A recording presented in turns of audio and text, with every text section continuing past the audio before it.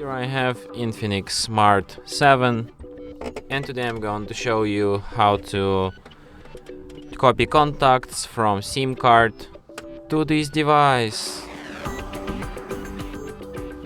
So to do this, firstly you have to open Contacts application.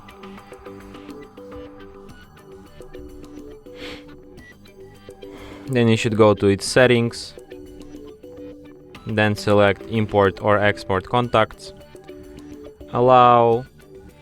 Then select Import Contacts from, like this SIM card. Then select Copy Contacts to Phone Contact. Here you can select which contacts you want to copy. Then tap Done.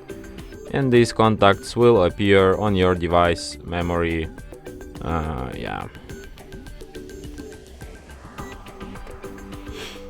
And that's it. Thanks for watching. If you find this tutorial useful, don't forget to hit that like button and subscribe to our channel.